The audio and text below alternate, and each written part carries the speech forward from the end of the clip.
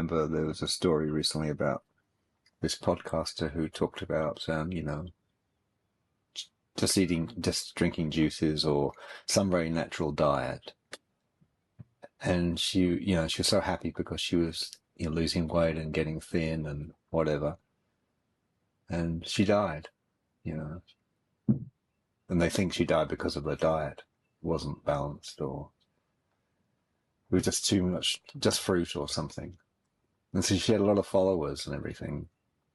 And and she was getting warnings apparently from people who were dropping her messages saying, wow, you really got to watch your diet. But she was telling people how wonderful her diet was.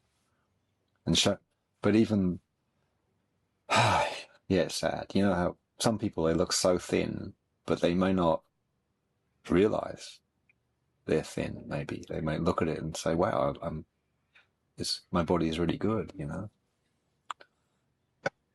Well, it's interesting that you bring up this topic. Uh, I'll share something that's kind of interesting. Thank you for turning your car alarm off, person in the street. um, so I have a really close friend, and she is very thin, very, very thin. And she's had a lot of stress in her life for the last few years. A lot of things have happened with that very close um, a parent who passed, and a lot of complications with her family members that arose from that, and just a lot of stress at work, having to handle a lot of just high stress situations. And she's very thin, and she doesn't eat well, and she drinks a lot of Coca-Cola every day. Yeah. A lot, since she was like, Oh, yeah. I don't know, since she's been young, she drinks a ton of Coca-Cola, and she just eats food on the go all the time. And so we were talking about when was the last time she went and saw a doctor, and she hadn't seen one in a long, long, long time. And she kept telling me, don't worry, as soon as I finish with this situation, I'm going to go see a doctor. I'm going to run all the tests.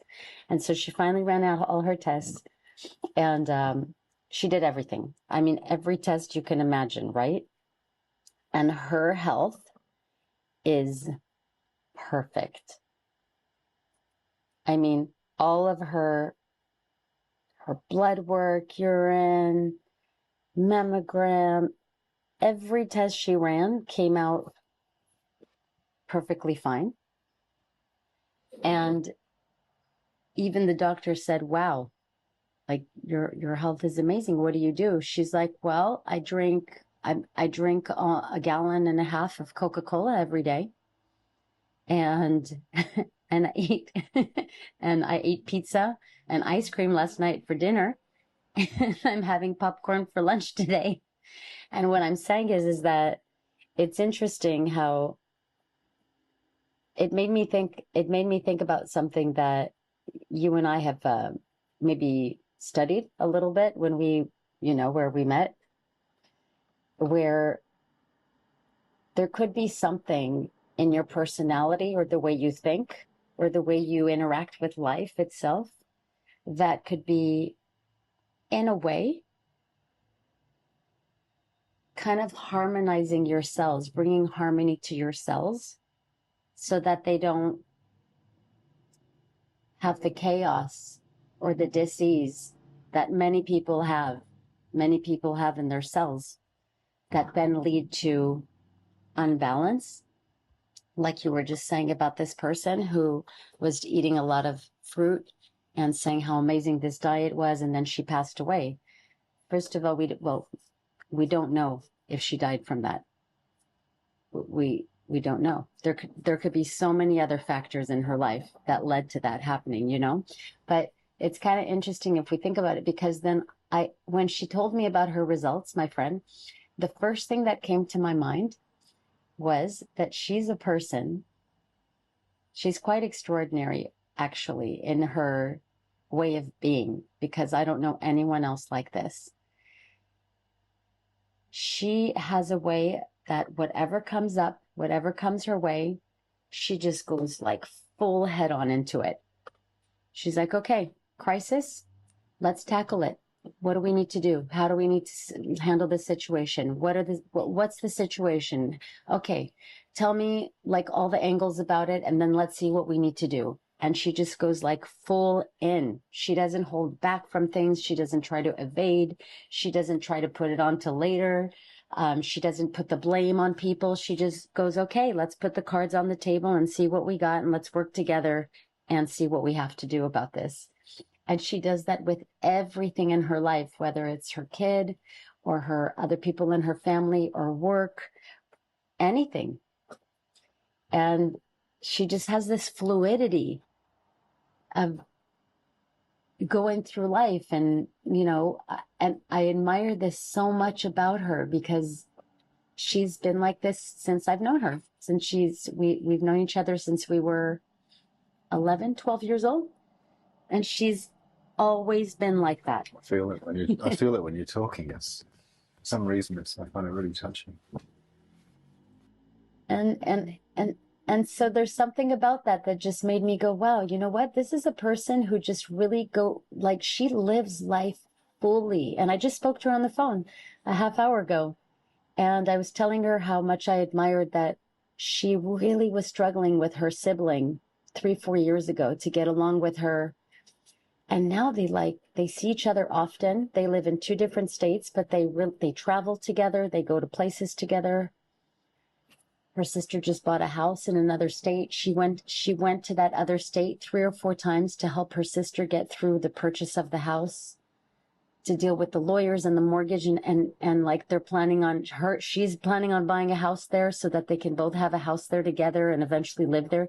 And I'm like, that's incredible what you've done. You have completely transformed your relationship with your sister, which could have ended very differently.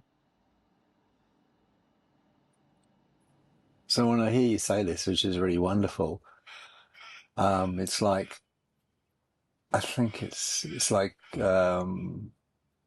it's the way people think or interact with life that may be just as important or even more important than their diet.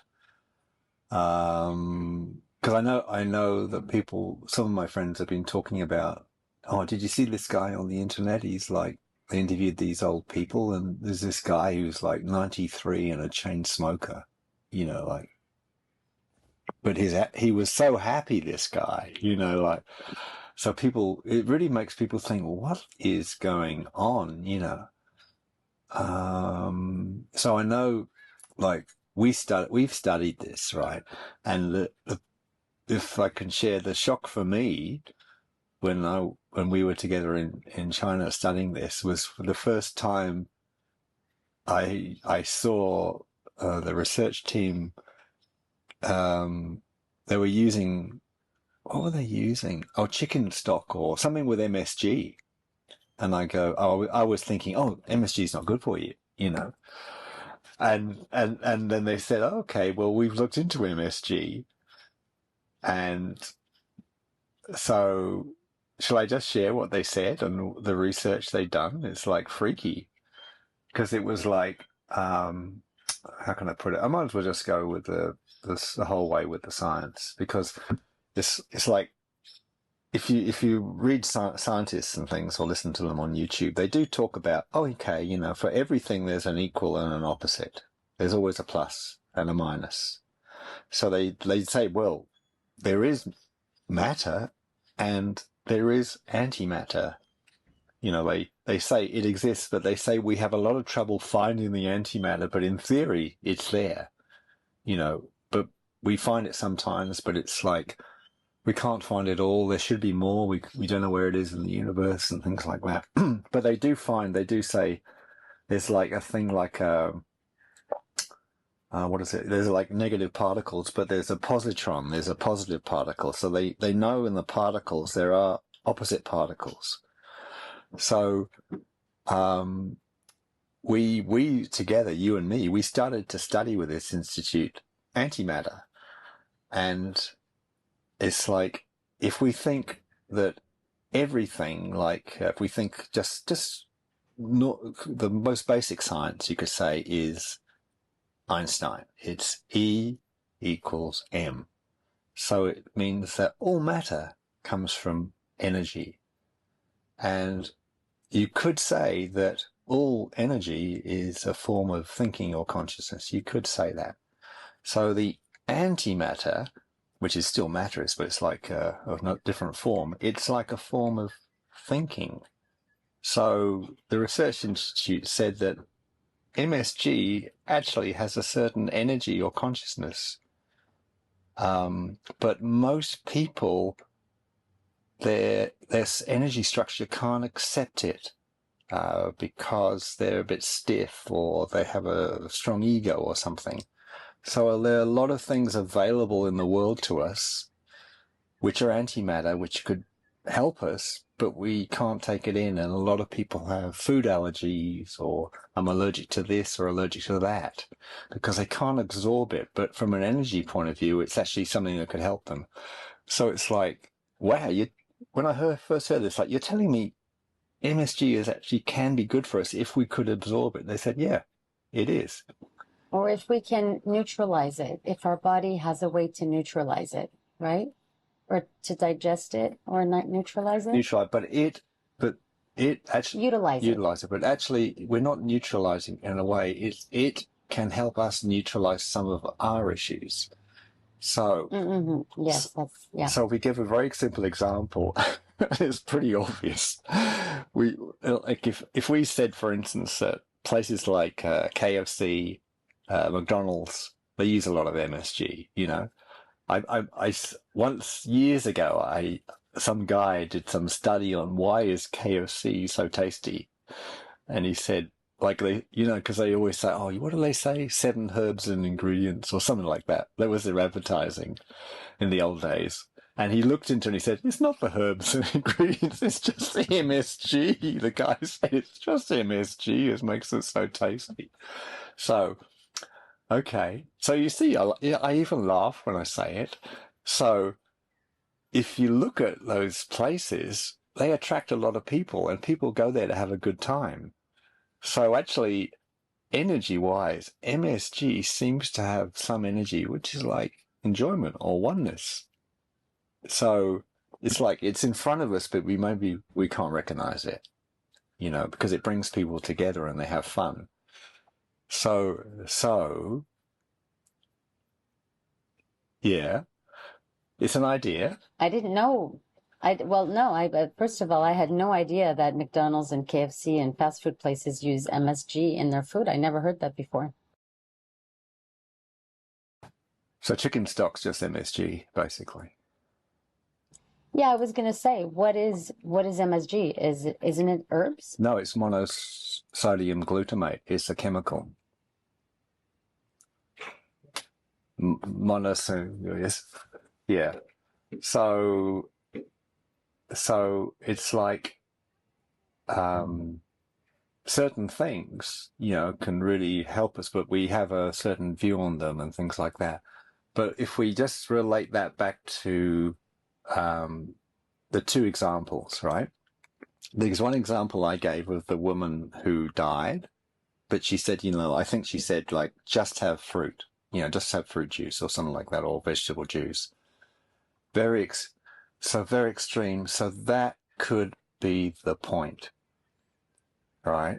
So the idea is, if we're extreme about anything, it could have a detrimental effect on us, right?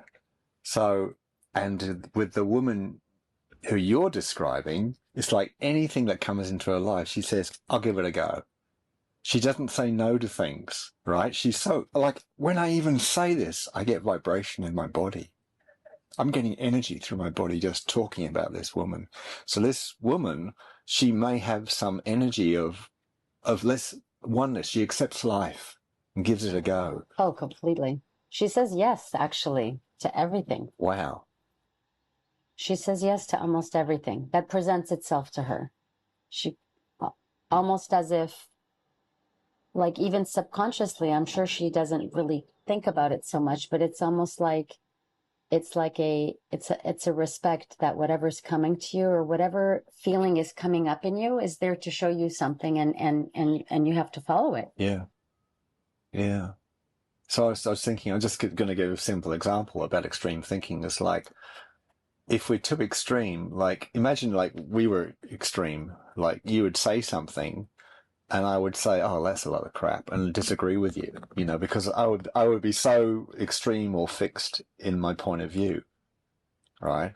So it's like if we have a lot of extreme thinking, we'll have a lot of arguments probably, or that, or someone who says, like, oh, you must just eat raw food, like, and they might tend to then have disagreements with people who said, no, no, no, I like to cook my food, or I like to eat meat, or whatever, they might then be and then people will maybe keep away from that person. Oh, they're so extreme, every time I see her, she says, oh, are you having, juices yet or something? So it has an effect. So when I hear this woman, it's like, wow, that's amazing. It's like seeing a piece of shit on the ground and saying, wow, that's really interesting. It's not like it's like that sort of positivity about life is amazing. So it could be, and like the guy who chain smokes but's 93. So it's not so much food or medicine or whatever. It's the way we think about life Yeah, and the way we are really. in our life. Yeah.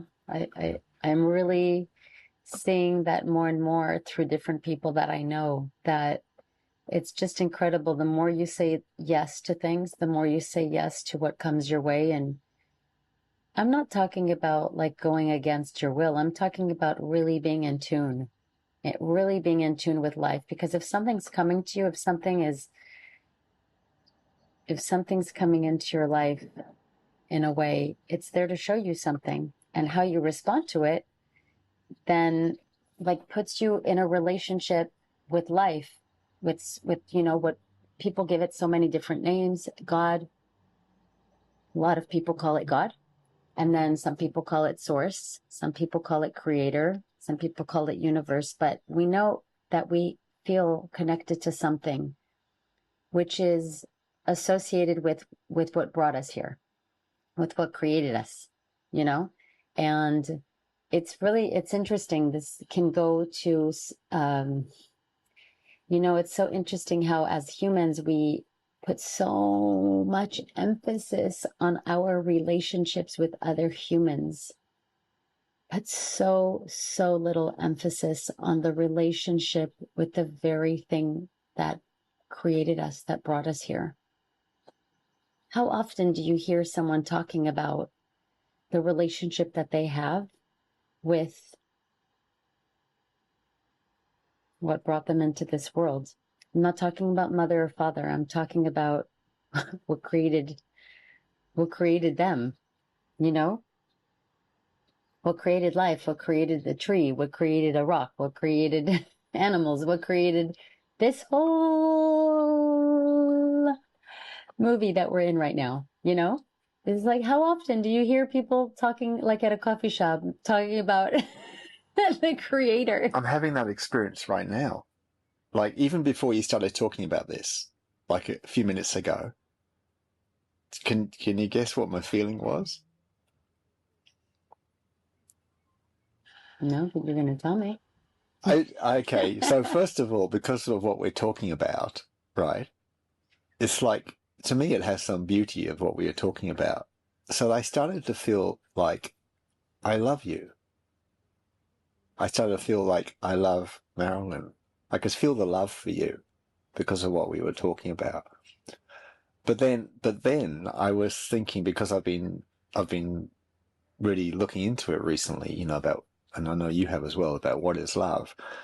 And it was like, it's like, I know when I've had these feelings for you before, or other people I've felt a similar thing, like I love them, but it's often when we're talking about something really meaningful, some understanding. And I do a little check sometimes. I think one of the first times it happened with you, but I noticed also, or it might have happened with Kitty as well in China, a friend of ours in China.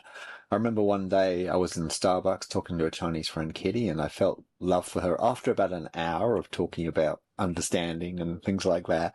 And I noticed that if I looked at the concrete on the floor, I loved it. So it's like, I realized, wow, this is a universal feeling. I love everything. So, Or you felt, is it what you're calling love? Could it be, you know how we talk about oneness a lot, about how we're trying to bring the pieces back together and feel that wholeness again, that oneness that's talked about a lot? Could it be that what you're calling love is a feeling of like that we're one with everything? So when you even look at the concrete, you're feeling at one with the concrete. yeah, yeah, yeah. Because it's like, um, like I've gone back and I've looked at like evolution, and like if you think about it, that concrete, we're actually linked. We're linked. If we go back far enough in time, we came from the same, like the same atoms or same dust. So it's like my cousin, like It's your family member as much as your mother and father and siblings are your that's family right, and members. that's why it's that's why Absolutely. it's here. That's why it's like I'm with that concrete and not the concrete somewhere else. Like it's no coincidence. So everything's and if even if the scientists look at it, it's alive, it's moving, it's the molecules inside it are reacting just as we react. Like we react. That's why they call it like a nuclear reactor. Because the uranium reacts so much it explodes like a person can if they get really angry. So it's like we're so similar to all this stuff, and that feeling, it came up before you even started talking about it. It started to arise, like in me, the feeling of love. And I think what we were talking about was how you jump in at any time, because I'm just going with it. It's like we were talking about how, like, certain things, even like a chemical like MSG, can help bring oneness, like fun at KFC or whatever. And I remember those times in China where we would all get KFC or something, and we'd have such a blast, all eating, similar things and all those sort of things. And it's quite, it's quite short lived, but it's like sometimes I would wonder, I'd go out sometimes, even now I'd go out and have a really big meal sometimes, and my stomach would be hurting. And next morning it's like, where did that go?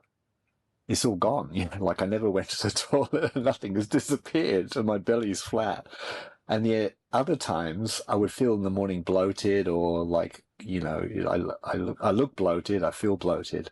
And I would think back and I say, wow, the nights where my tummy is flat is when I had a really good time. There was a lot of enjoyment and fun. That's interesting. All right. So I started to piece together and thinking, wow, I actually deal with the matter, the food, the M, in Einstein's equation, because of the way the E was with the enjoyment. And it's like, eat as much as you like, but enjoy it. And then, wow, it Yeah. neutralizes or something. Oh, oh my God, I have to share something that is completely related to what you're just saying, which is very interesting. I don't know if I sent it to you, but there's a woman who does uh Dolores Cannon's method. She does I forget what it's called. QQT. Okay, I don't want to say it incorrectly. So I'm just gonna say that she does past life regression sessions for people. Dolores That's Cannon, is it? Dolores Cannon's technique. Yeah, she's the one who originated this technique to regress to bring people into a hypnotic state, and it awakens imageries and information from their past lives to come up. And what she does, I think the name of this woman is Sarah Brexman, something like that. And so once in a while, she comes into my feed on Instagram once in a while, and she puts these little excerpts of some information that came through during one of the sessions that she did with the client. Yeah. And then she'll just put that little excerpt in there. And one of them recently was about that in session with someone, what was shared was that the reason why women seem to have the retain fat around their belly, which is very common for women to retain fat, particularly around the lower midsection, specifically has to do with a lack of creativity. And what she found was that when women were more creative and expressive of their creativity, like when they did something that was in them, when they were able to utilize that creativity, the fat around and the bloating around their midsection would immediately go down. And what was really interesting was that there were quite a few comments on that comment or that sharing, that post. And a lot of them were confirming that that was true, that that had happened to them. Wow, weight loss program, creativity. Wow. Creativity. And that shows that actually it feels like it's tying into some of what you're saying, that it's almost like there's something in the energy that's being utilized in the body, that consciousness that is being utilized is neutralizing something. It's almost like you said earlier, the matter and the antimatter are coming together and they are neutralizing something in the body that has a beneficial effect and that brings the body back into its natural state. Yeah. It's like it's creating harmony in our body. It's like it's dealing with this because the separation. It's like you can't it can't process. It's just stuck.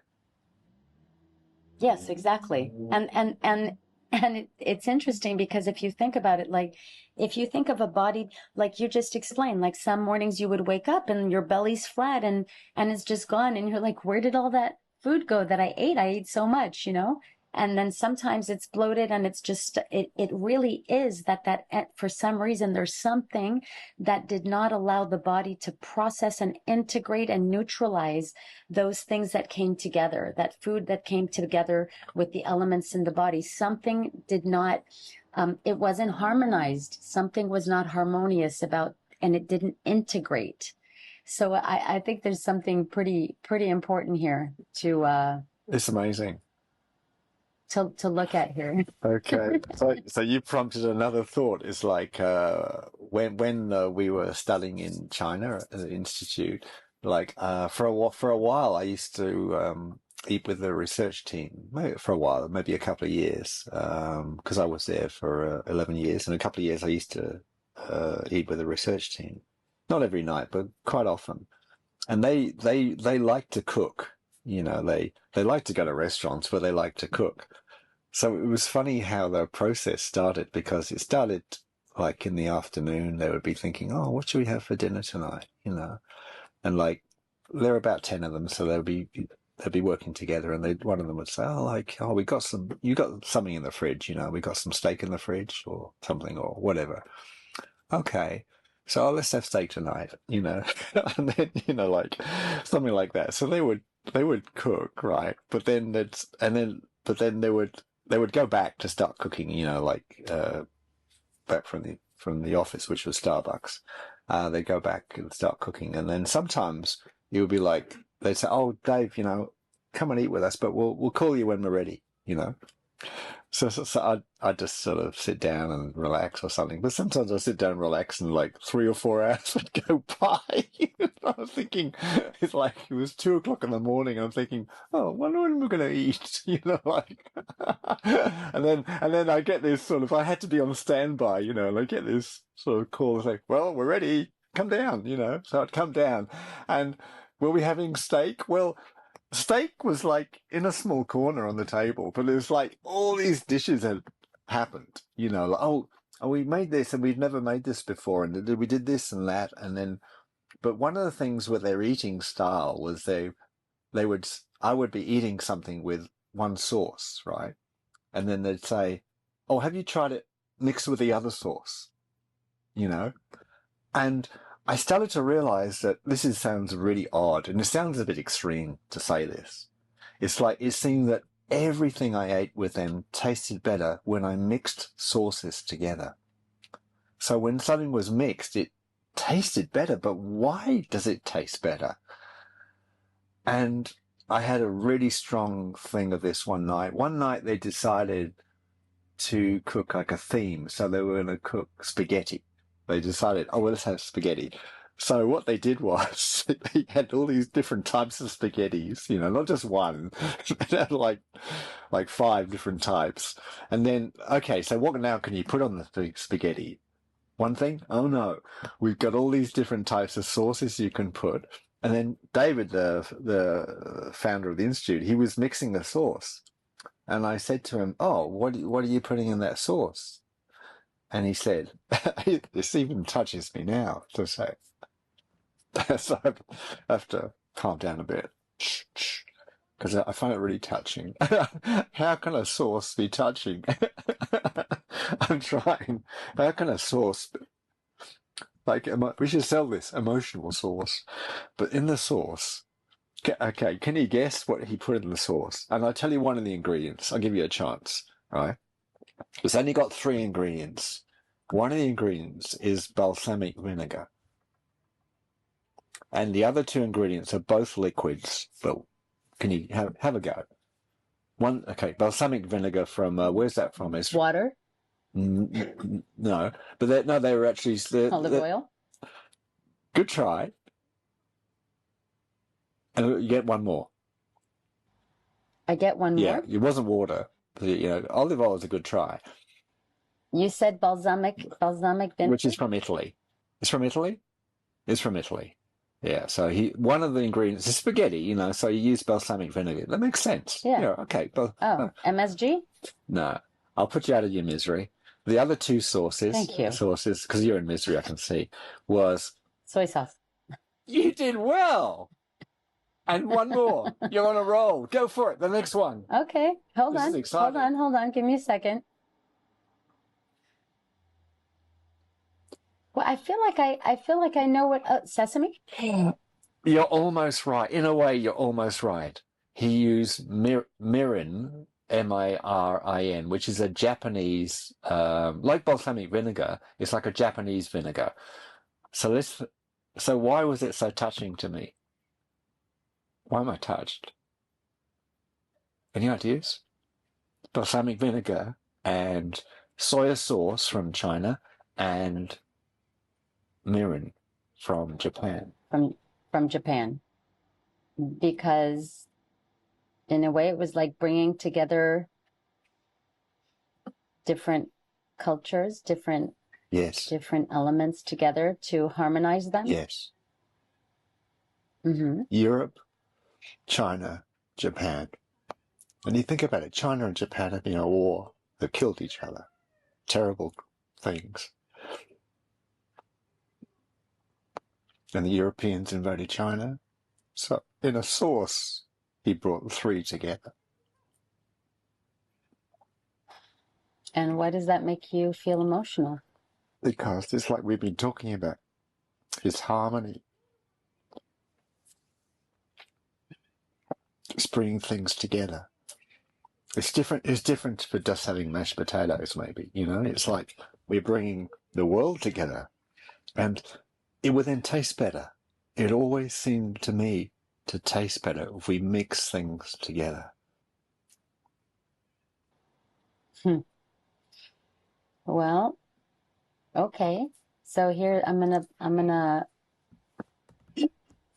I guess I'll ask you, like, if someone's like, let's just say someone's listening to this and saying, but I don't understand what that has to do with anything about harmony and bringing people together, because we're just talking about a sauce here. So why Why does a sauce from different cultures being mixed together, how is that associated to countries that have been at war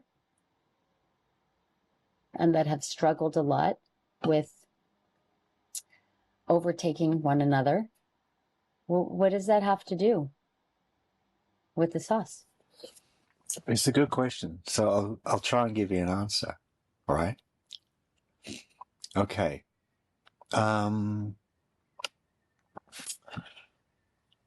Let's say, okay, how can I do this? Okay, we know the Japanese, some people may know the Japanese invaded China in the 1930s and did terrible atrocities. All right. And the Chinese still are having trouble getting over it, but they love Japanese food in China. So they're working on it. They eat Japanese food. So you might say, and one more thing is that the Chinese love to go to Japan for vacation. They love to go. So it's like they're links. And we know that probably, I mean, there's some evidence back in time that some Chinese kings were actually also kings of Japan. It's like Japanese would hate to hear this, but there's connections. And Zen Buddhism, we know, we feel it's Japanese, but actually started in China. And then it transferred. So Buddhism went from India to China to Japan, sort of thing, which is natural because it's just the geography. But so a lot of people wouldn't know that. So there are actually deep cultural links between China and Japan. So in a way, it's like two brothers fighting, you might say, or two sisters or something. So you could say, that the reason the Japanese and the Chinese were at war, like, how far back does it go? How far back does it start? All the karma, we've got no idea. And it's affected by the land as well. The land has an effect because we all know if we travel around, we feel different in different places. And, we all know that sometimes we'll argue with a loved one at the same restaurant. We go to this restaurant that we like, but we sort of say, hang on, whenever we come here, we have an argument, so we know there's some, if we think about it, there's some effect of places and things like that. So these things are in there. So if you think about it, a bit like us saying, well, concrete and humans are actually cousins if you go back far enough. It's like saying the sources which actually are grown in those different lands are affected by the land. They actually come from the land. So they have the energy, you could say the consciousness of the land, which is very similar to the invasions or the things that people did caused by the land. So it's all connected, really. It's a theory. It's an idea, but there you are. I mean, there you are. When you break it down in the way that you just broke it down, it sounds like more than a theory. It's quite evident that it's related. It's quite evident, if we really took the time to break things down and deconstruct them, which is something that, hopefully is going to become, what word can I use? It's going to be something that'll be more promoted in this world, more encouraged and more practiced, is to really seek to understand things. When you were talking about the MSG, the first, what was coming to my mind is like, okay, what is MSG? I asked you, and then you came back and you said it's chemicals. It's chemicals that are made up of what? That are made up of elements, right? If someone says to you, oh, don't eat MSG, it's horrible for you, and you really ask them, where'd you get that information from? If that person is willing to really go into it, which not many people would be, most people would completely brush you off. That's a fact, that most people today will not really have the curiosity to want to really go in and break it down and understand why they even think that. and say, okay, well, let me think back. Well, when I was growing up, you know, and we would eat Chinese food and we would get really bloated after dinner, and, you know, and mom would always say, oh, it's the MSG. I told you to stop eating that shit because it's, you know, it's got that MSG in it. You know, if you were to really ask a person to really break that down, to try to understand where in their mind did they get so set on this idea that MSG was bad, then they would maybe, okay, let's just unravel that. Oh yeah, it's my mom. But did you ever ask your mom, like, where did she get that idea from? And then you could unravel that, and maybe go visit the mom and see where the mom got that idea. And maybe she would say, oh yeah, my dad used to always say that. But what the point I'm trying to make is that if we were to really have the curiosity more than anything to break things down and to try to understand at its most elemental level why something is the way that it is, it would really reveal so much about so many things in this life. And maybe then we could get to some level of being like, oh, that's so interesting. So wait a minute. Okay, MSG is made up of chemicals. Chemicals are made up of elements. Elements are what forms everything in this life and even in this universe. Elements is what makes up stars and planets and asteroids and humans and plants and animals. It's like, oh, okay. Well, let's look, you know, let's look into that. So like, is it really that bad, or is it just that we just don't understand it? Yeah. Just that. Just that right there.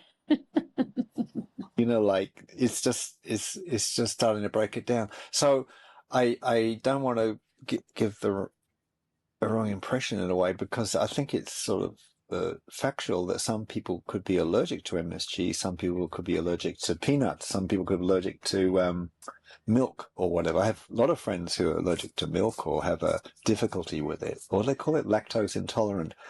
Now, in China, they research milk. It's got a lot of antimatter in it, a lot. So, like cow's milk. So, and it would vary also from where the cows are actually living and things like that. The land has an effect. So I don't want to say that's not true. It's just like the reason, like you could then ask, oh, why is that? Why are some people, you know, and other people are not sort of allergic and some are not allergic sort of thing.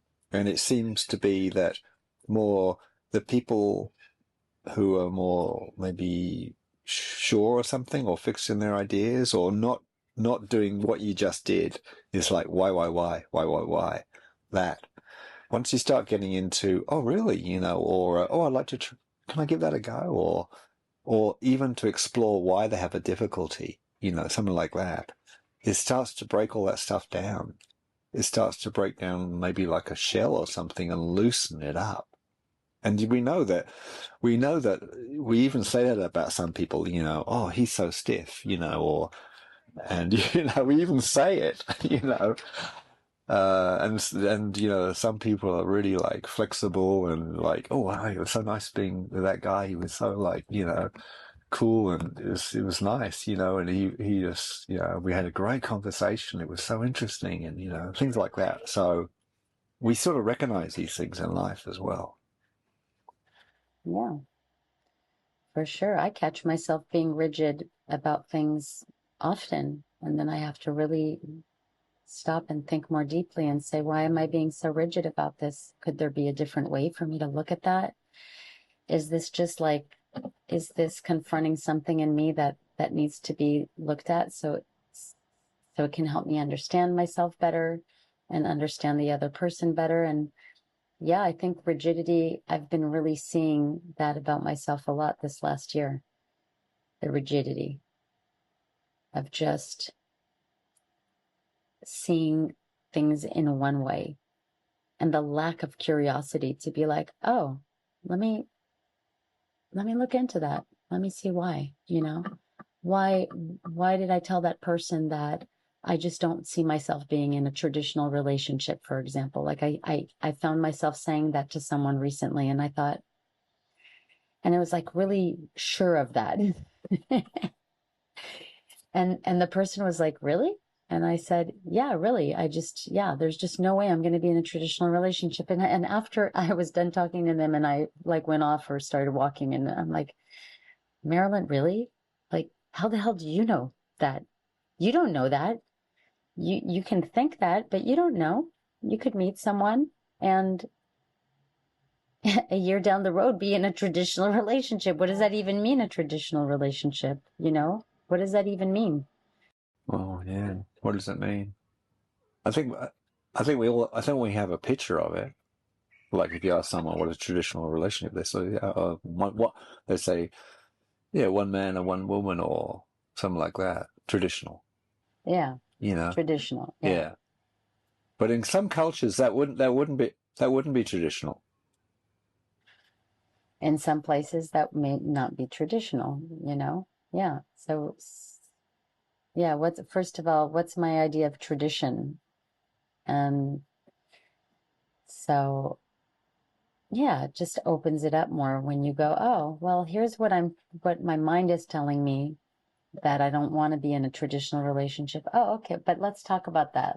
Okay, so I guess in my mind, a traditional relationship is blah, blah, blah, is this, you know? And then maybe that person will come back and be like, really? You don't see yourself being in that kind of relationship? But what happens if you do meet someone and that's just what it ends up being? Are you saying you would negate it or reject it?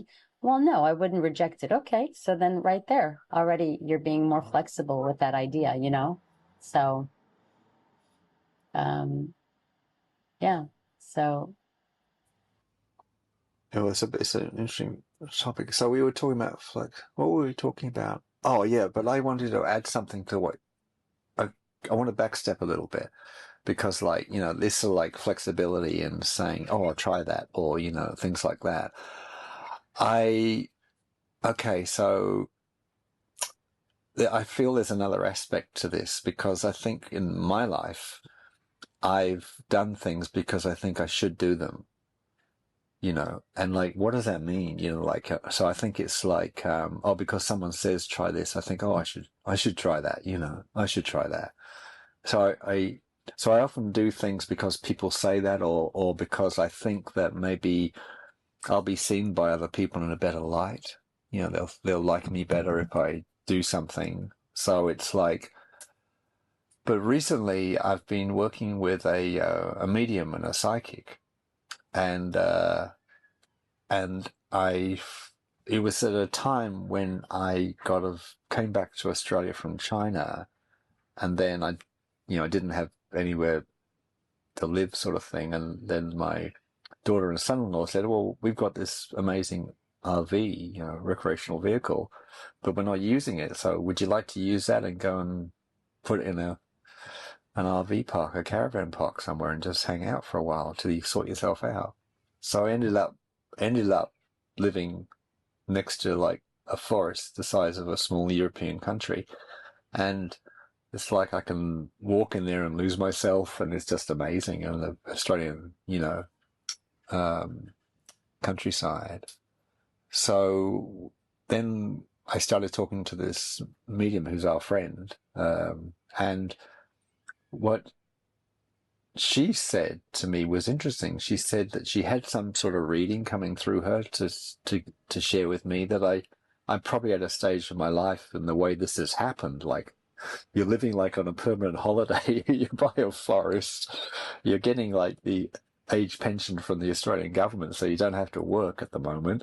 So like, do what you want to do. Like, maybe what you need to do now is whatever feels like, oh, I'd really like to try that, is do it. Try it out.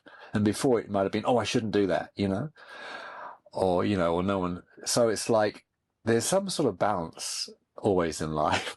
Like, so before it was like, if someone said, try this or do this, I think, oh, I should try that. I should try and be more flexible. But then I probably wasn't doing the things that I wanted to do. I felt, oh, I shouldn't do that. So now I've sort of flipped a bit and I'm doing the things I really want to do. If I want to go and walk in the forest for 4 or 5 hours, I go and do it, you know? So, if I want to maybe, spend time with someone, I'll do it. Like I just explore, whatever. So it's like, so it's like, it seems like if there's art to an art to life, it's like finding the sweet spots because it's always like, oh, before I was like doing things which I think I should do. Now I'm doing things which maybe might be a bit naughty or like, just try something out. So it's like there's a balance. And if you can find that balance, then you're in the sweet spot. It's a bit like if you're driving a car right down some windy country roads with no like speed cameras or anything. To go around the bend, there'll be some speed or angle or way you go around the bend, and it'll be absolutely perfect. And you'll know it's perfect, and you'll feel so exhilarated when you go around. And if it doesn't feel so fantastic, you might think, well, shit, I could have gone faster around that bend. You might want to go back and do it again. But if you go too fast, you'll spin out and have an accident. So there's some spot which is just perfect. So it's a bit spot. So it's like, yeah, I feel like when you bring up this topic about, trying things out or being flexible, I feel, yeah, there's an experiment we can do about what is that sweet spot. Uh, like following people's and thinking, oh, I should try that. Because I know, for instance, when I went to China, they said, oh, you should try chicken's feet. What? There's no way I wanted to have chicken's feet. I thought it was disgusting, chicken's feet. But in the end, I love them, so it's like, I just said, okay, I'll give it a go, but it was very beneficial to do it. Oh, that was a long speech, wasn't it? Sorry about that. No, no, not at all. I think it all ties in. It all ties in together. It has to do with curiosity and openness and a willingness to try things, to not be rigid, to try to understand ourselves. I mean, from what you're sharing right now, it reminds me of how, if we really, because a lot of people now are talking about getting to know themselves, learning how to love themselves. And since we are really one thing, we are one with everything that's here right now in this existence, reality, on this earth. We are literally one with it because we are made up of the same elements. On an elemental level, we are one with everything. So if the moment we try or seek to understand anything about ourselves, so like you said, experimenting with walking in the forest for 5 hours just because there's something in you that says, wow, that's just what I want right now. It's what I'm feeling drawn to. I genuinely feel connected to myself right now by doing this one thing. And when we do that, we become more at one with everything, with the world. And I feel like then what happens naturally is we feel less disconnected, less separation with everything else. And that brings us more in harmony with everything. And when we feel more at one and more in harmony with other things, we feel less anxiety, less stress, you know, uh, because there is a lot of talk about how do we reduce anxiety? I live in a Buddhist community right now, and a lot of the people who come to the classes and who come for meditation or to listen to the talks, I've had conversations with many people, and they really struggle very, very much with anxiety, a lot. And I do too. I do too. I can be anxious very easily. You said something quite, you brought up a very interesting and honest topic about yourself, about like your friend said, something about could you be in a traditional relationship? Can I just can I ask you a question about that? Because what I'm thinking is that they're two, like, on this sweet spot, like this, like almost like they're two sides to a coin, right? Like, So it's like when you are asked that or you start to think about it, is it that on one side of the coin is like, well, that's just who I am, like that's who I am. Like I'm Marilyn and that's me, like I'm not someone drawn to traditional relationships. But is there another side of the coin that goes, it's interesting my friend said that. Like, is there something I'm not facing in my life or something I could further understand about myself? Like, if I'm not a traditional relationship, am I avoiding something or I don't know, something like that. Because I was married for 23 years, but like I wasn't like, you might say I wasn't a good husband. I had affairs and things like that. And I like I didn't really understand myself and like so I'm not trying to say I'm any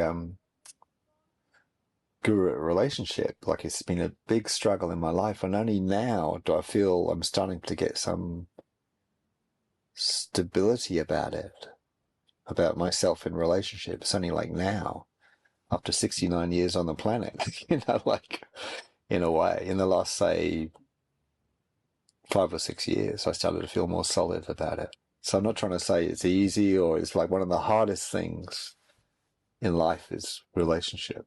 But yeah, I just wondered like about those, like what was your reaction like when your friend asked you? Because I feel sometimes when I have said, oh, this is a way about me, it's like, oh, is there something I'm not facing though, or something I could further understand about myself? So I wonder how it is for you. Hmm. Yeah, thanks for the question. I guess, like I shared, it it was helpful to get that question because I had an idea in my head about something and it even felt rigid and fixed in my body. I even felt like it wasn't flexible. There was something about it that was like, yeah, this is how it is, this is how I am. But I know myself well enough to know that that's not who I really am. I'm open to anything. Um, and this is how I've grown as a person and I've began to understand a little bit more about life is by being open and curious and flexible and seeking to understand things. So I knew that there was something that was like a little bit out of out of out how do I say?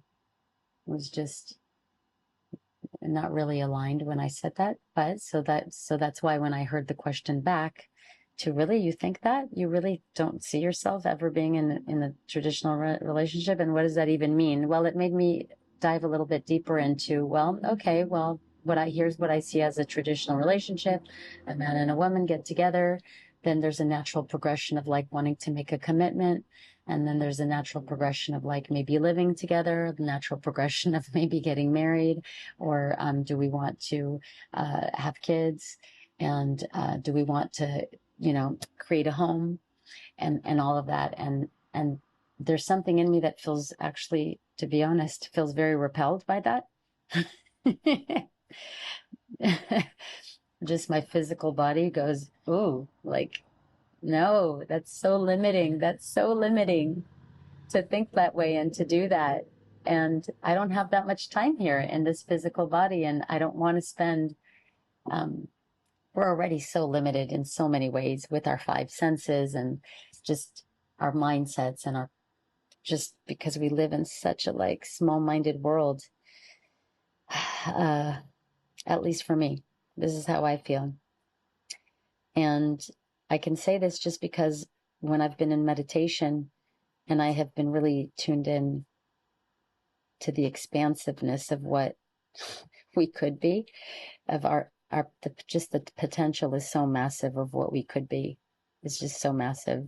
It's almost hard to put into words. And I've only really felt that when I've been in deep meditation. And so, yeah, like anything that puts limits, on top of the limitations that we already are made of.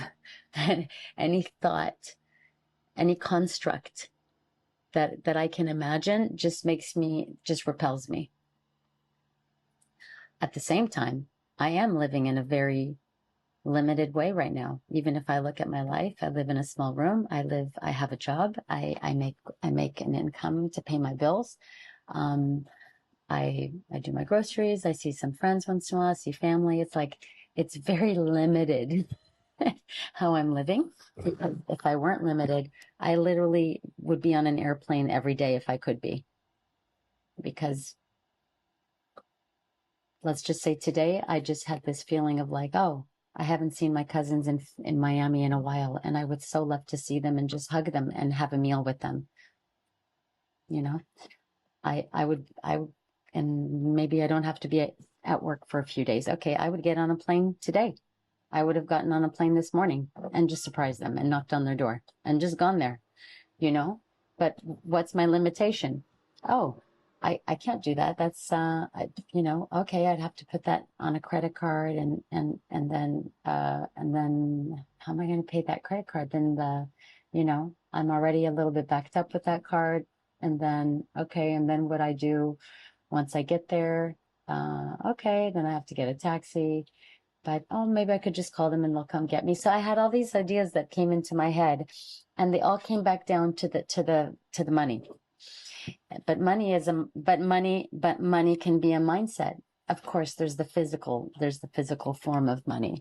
But if I really, really wanted to go, I could just call up a few friends or a few people and say, "Hey, do you have miles? Do you have any miles that I can have that you're not using? Because I really want to see my family this week that I haven't seen in a while, you know?" And that could open that up. That could just open that up immediately. Wow, it's such a huge thing because I feel that, how can I put it? Recently, I've tried to come to understand that the field or the system or whatever we call it needs time to rearrange or to deal with things. Like, so when we say, you want to go and see your cousins, maybe you'll get something, help from, from life will come back and help you. But it's like, it takes time to, so I've had this feeling a lot, like sometimes in my life, I've just been too egotistical and too pushing forward instead of waiting to see how things get arranged and stuff like that. So I'm trying to, come to terms with that. So I just feel, yeah, and the topic of limitations is just a massive topic, because in a way, without limitations, we wouldn't feel ourselves. We need something to bump up against or mirrors to know who we are. It's like if there was like, I know people who like are completely free, they feel they sort of weird out after a while and things like that. They find it really odd. So it's like we need. I think. I think some people who have been brought up in a way you can do anything and things like that, they don't have such a great sense of themselves. They feel a bit scattered. They don't really know who they are. I think we learn who we are by interaction, by limitations, but then by contrast. But then in a way, the limitation is just something also that we put on things. Like it's so great to. Yeah, it's so brilliant just to think about why am I not doing this? It's the same with seeing you. I'm limited to seeing you because I don't have money, but I could get some money, but there's a rule in Australia when you're in the first 2 years of getting your age pension, you can't travel overseas. Yeah, which I just found out from you yesterday, and I couldn't believe it. I didn't So know. it's like, okay, but I put that limitation on myself to say like, I limit myself. That's like they're not limiting me. They're not saying I can't travel, but they're just saying if you can't travel, we'll stop paying you the pension. So then I got to find some other money. Yeah. So So we just got to get creative, got to right? get rid of, or the other thing I can say is like, like I said to you, you come over and see me, like blah blah blah, different things or whatever. But so these limitations. But oh shit, I wanted to say something. So you said that, oh yeah. So these limitations, like someone says to you about traditional relationship, and then your body immediately speaks to you, like you feel some discomfort or contraction is in your, Or it just feels a rejection of that yeah, idea. rejection on that idea. Right. So yeah, I can really relate to it. So it's interesting because I think in my relationships that I have had, in a way, they've not been authentic, meaning I would not share my deepest thoughts, like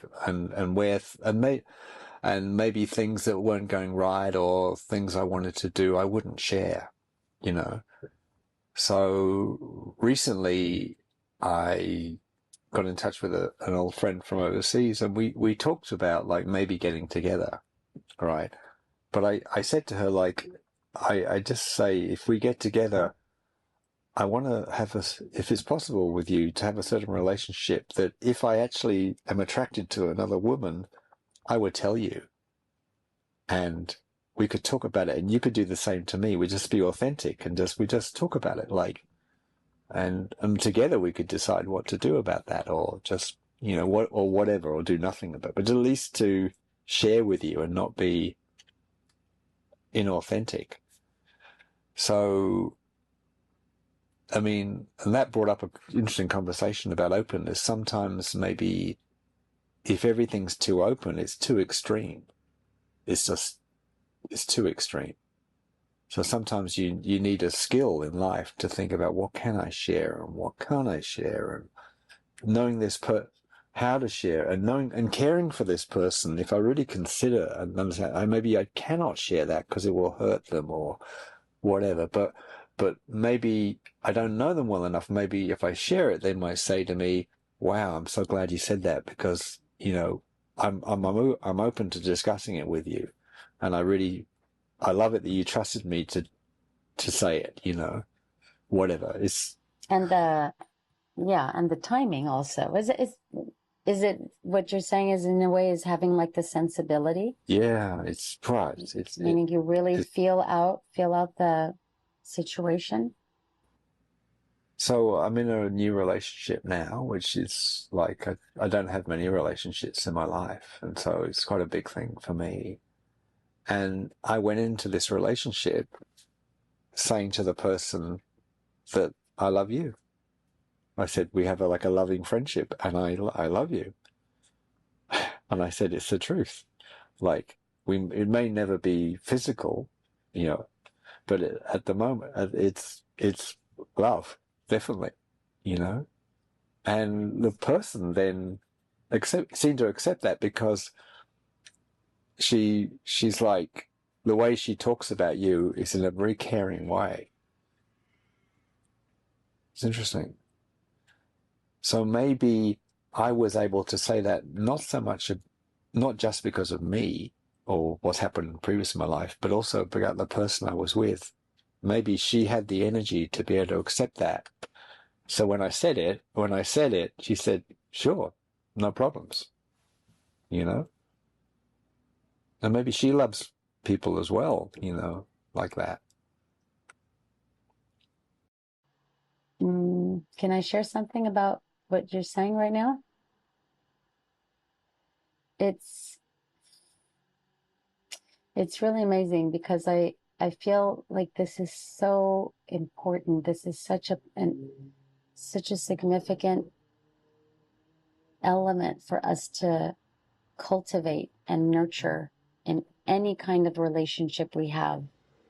First of all, like what you just described is sentiment.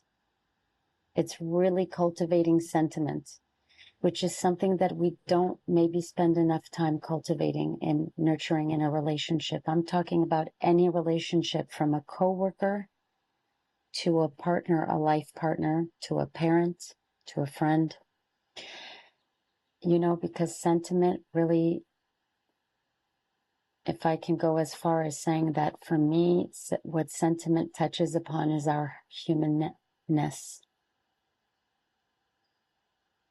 You know, um, is really that I recognize that you're a human, just like me. You are going through the same experience of being a human, just like me. We might have different stories, but your humanness is exactly like my humanness.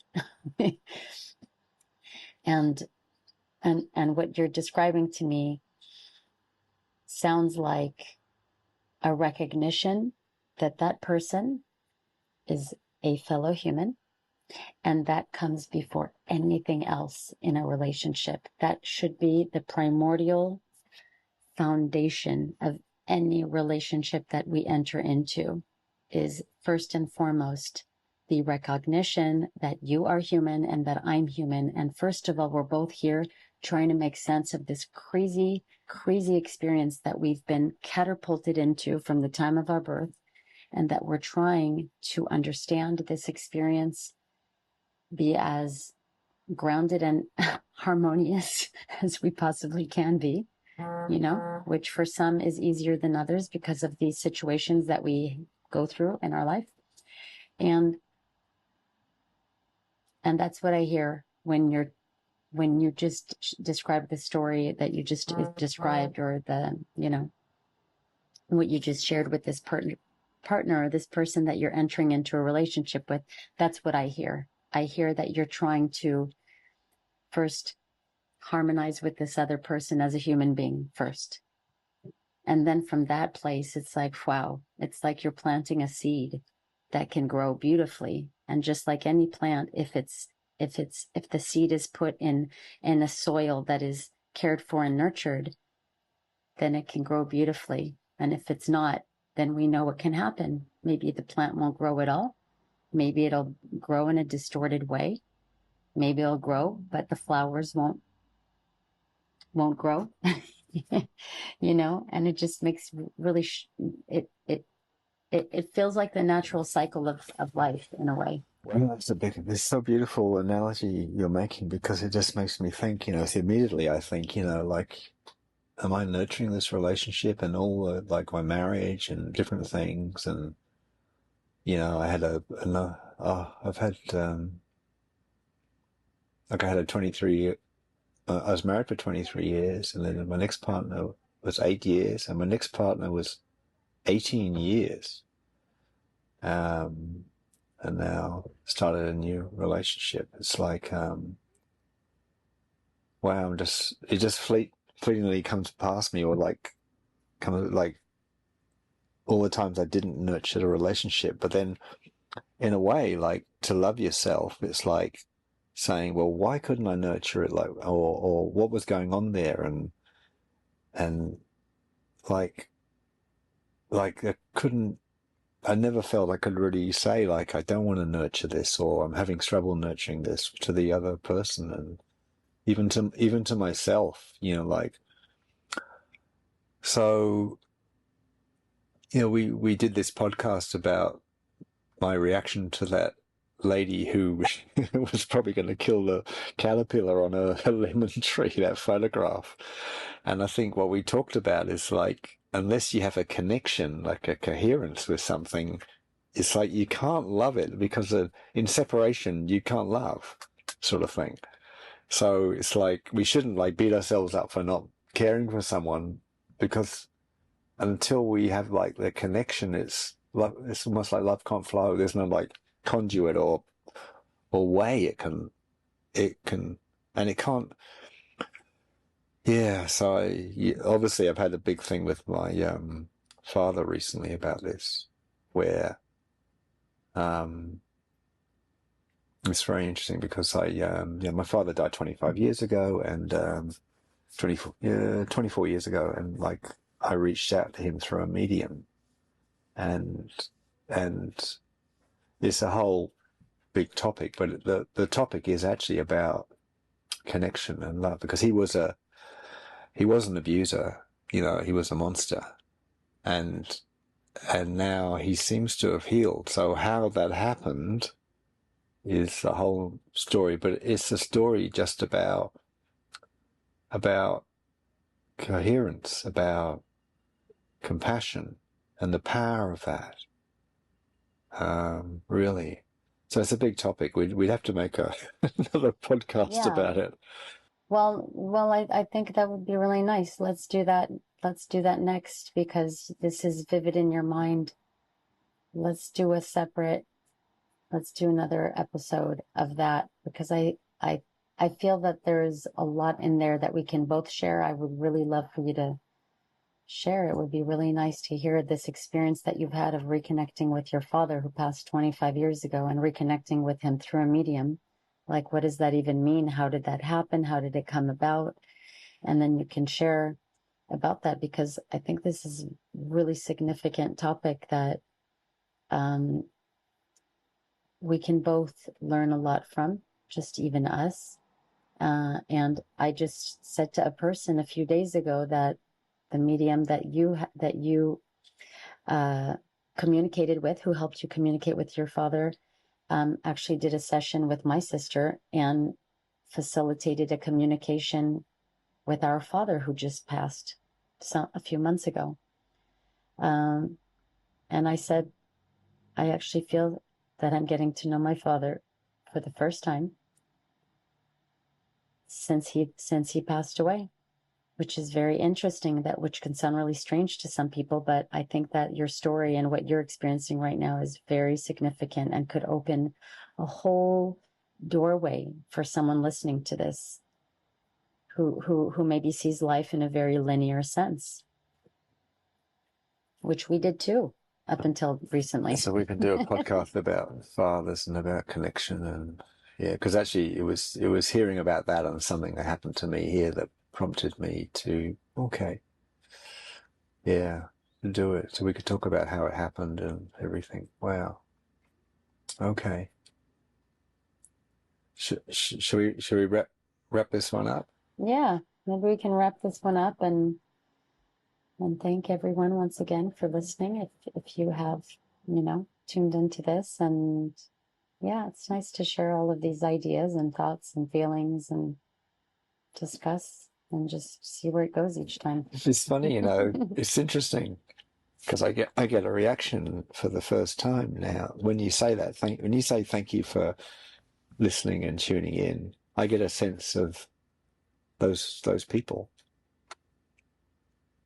I don't know, energetically. Maybe I feel like I didn't like before when we finished and we said, "Oh, thanks for listening." It felt a bit like a bit mechanical, saying it.